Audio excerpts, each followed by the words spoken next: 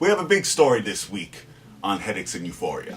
So big that we have to split it into two parts. The first part deals with the hours leading up to Nicholas's birth, and the second part will be about his actual delivery. And to help me with that, I have my beautiful wife Michelle here with me today. On the morning of November 9th, 2010, Jacob and I were home alone. Jamie's at work, and it's a normal day. I was, of course, 9 months pregnant. 9 months pregnant, anticipating the birth of our baby any day. I'm huge, he moves a lot, and it's extremely painful. I really had that nesting thing going where I wanted the house to stay clean and I wanted there to be food in the house. So Jacob, who had off from school that day, stayed with me and we went to Walmart. I wanted to take a nap after he put away all the groceries, and I just wasn't a restful, comfortable nap. I just kept changing positions. Needless to say, I wish I had known then what I know now, that was the early stages of labor. So I ended up going downstairs and spending the rest of the day with Jacob. At around 2 o'clock I started to feel contractions, or pains, I wouldn't say contractions. So I called Jamie, probably the first time was around 3:30, and I said, I'm experiencing a little bit of pain and I don't want to scare Jacob, so you might have to come home early. Then, like a half an hour later, I called him and I said, you know what, I'm a little scared. They're really starting to come and they're a little bit more painful and I don't want to scare Jacob. Can you come home? I start my 45-minute drive home. Now I want to just point out right now that where I worked was about 10 minutes from the hospital that we needed to go to. Valley Hospital in New Jersey. I had to drive all the way back to New York. In New Hampton.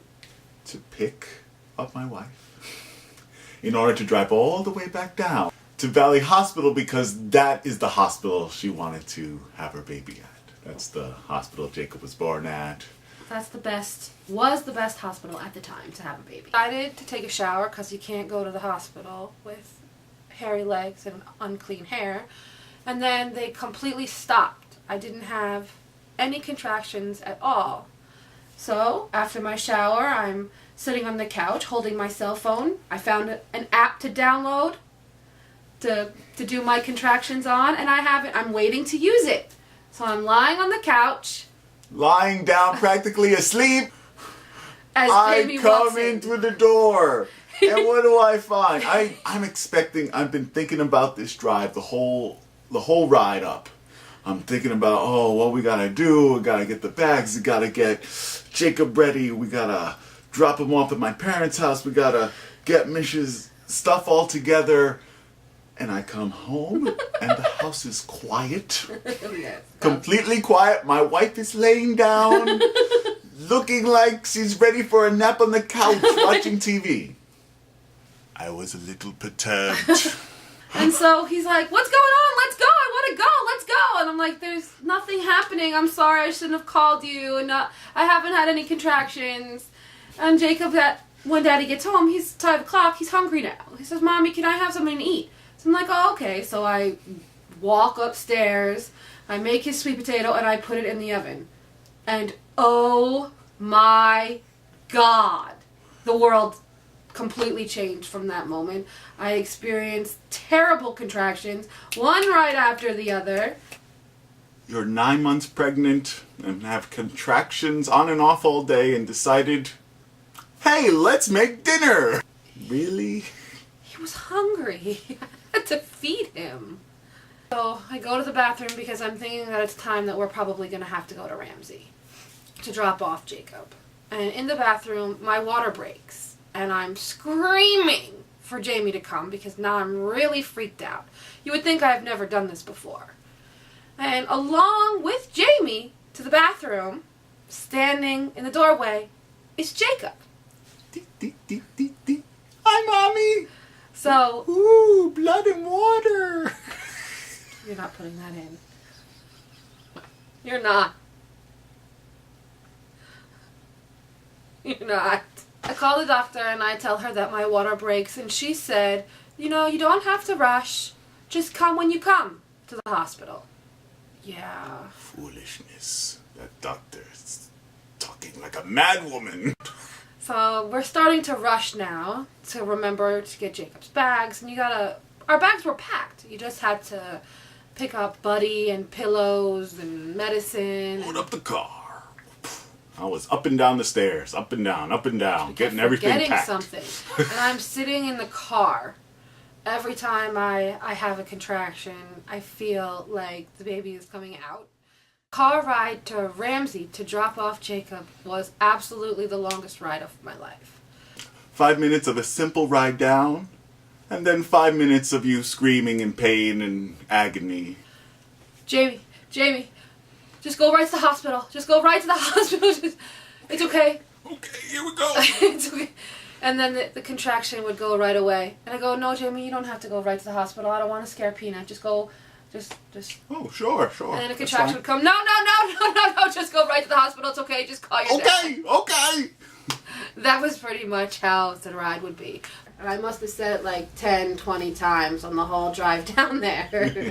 And Jamie's screaming at me, I don't know what to do for you. What do you want me to do? I don't know.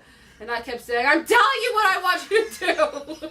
I didn't have the good sense to just decide to take you straight to the hospital. During a break in her pain, where things are doing okay, she says, let's stop at my parents' house. And I stop at my parents' house to drop off Jacob. And I take him to the door and I hand over the bags. No. He was in there for so long. Yes. We were sipping on martinis, going over how the weather was. It couldn't have been more than 5 minutes. I was merely handing Jacob over, telling my parents that he had not eaten, that he'll need dinner, just a few tips about what was in the bags. And then I was back at the car to find a raging woman in there. I was so... Why have you taken so long? Why did you take 3 hours? I swear to God, I was in so much pain. I was going to kill him. You were fine when I left you. No, I was. Oh, God. And then, you want to know the worst part?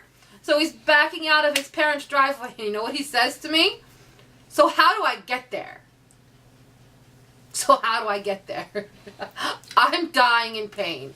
I can't breathe. And he asks me, so how do I get to the hospital? You were the expert. Obviously, you should have been driving. So we finally arrive at Valley Hospital as I had directed him where to go. And I say, Jamie, just valet. Leave the bags in the car and we'll just walk up together and you can come back and get the bags and the camera and the coats and everything when you get me settled. And we walk together inside, up the elevator, and into the maternity ward. And the nurses stare at us with their mouths open, wondering, what are these two crazy people doing here? Apparently, if you check in at the front desk, they notify the maternity ward for you. And they bring out a wheelchair for your wife to be chauffeured up. But we had no knowledge of these things. No pamphlets, nothing. Pamphlets? What pamphlets? Mm-hmm. This concludes part 1 of the chaos that was Nikki's birth. Stay tuned for next week's finale.